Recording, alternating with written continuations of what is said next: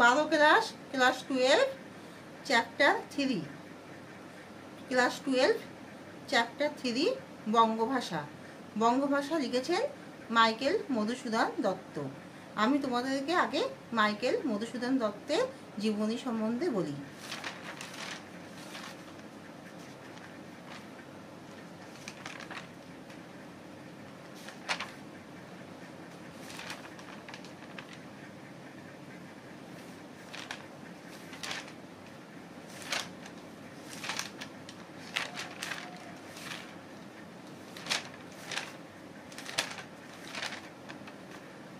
হ্যাঁ, মাইকেল মধুসূদন দত্তের জীবনী।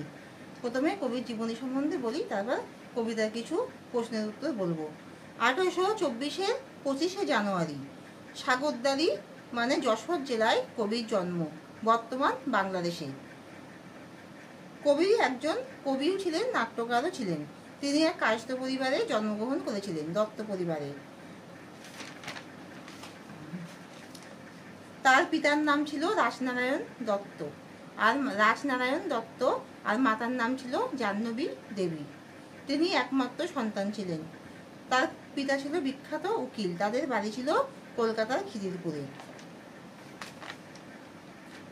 তিনি হিন্দু ধর্ম ত্যাগ করে খ্রিস্টান ধর্ম গ্রহণ করেছিলেন এবং মাইকেল আখ্যায় ভূষিত হয়েছিলেন।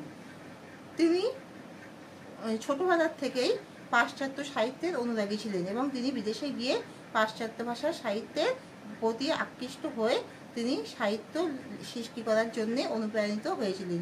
কিন্তু সেখানে গিয়ে তিনি তেমনভাবে খ্যাতি অর্জন করতে পারেননি, বরং তিনি দেশের ভবিষ্যতে আবার পরে যখন তিনি দেশে কিছু বাংলা কাব্য রচনা করলেন, তখনই তিনি খ্যাতির চূড়ায় পৌঁছালেন।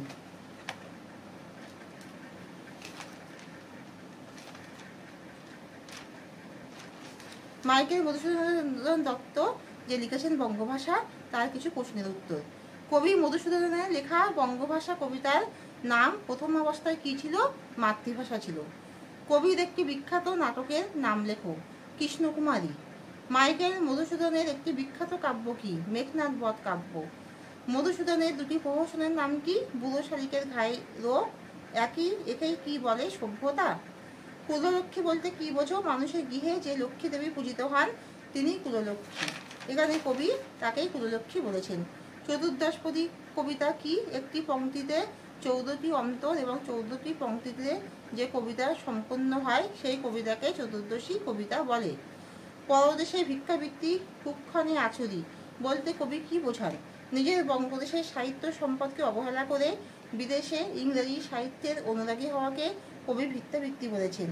অর্থাৎ বঙ্গদেশের সাহিত্য সম্পদ প্রাচুর্যকে অবহেলা করে ইংরেজি সাহিত্যের প্রতি মনোনিবেশ করে কবি ইংরেজি ভাষার সাহিত্য সৃষ্টি করতে গিয়ে বিশেষ উন্নতি করতে পারেননি। কিন্তু বঙ্গভাষায় নিজস্ব সম্পদ ও অফুরন্ত ভাণ্ডার আছে। এই বঙ্গভাষায় সাহিত্যতে কবি খুবই সুনাম অর্জন করেছিলেন। একেই ভিক্ষাবৃত্তি বলেছে। পরদেশে পরভাষার প্রতি অনুরাগী হয়ে নিজ দেশের ভাষা সম্পদকে বিসর্জন দেওয়াকে। যেখানে তার সুনাম আছে সেটা ছেড়ে অন্য ভাষাকে আঁকড়ে সাহিত্য সৃষ্টিতে মনোযোগী হয়ে তিনি ভুল পথ বেছে নিয়েছিলেন। সেটাই তিনি পরে উপলব্ধি করেছেন। তখন যেন কুললক্ষ্মী তাকে স্বপ্ন দিয়ে বলছেন, ওরে বাছা, তোর কেন আছে ভিখারির দশা? কারণ আমাদের বঙ্গদেশে অফুরন্ত যে সম্পদ ভাণ্ডার আছে, তুই কেন সব ত্যাগ করে দিয়ে এইভাবে পরদেশে আছিস?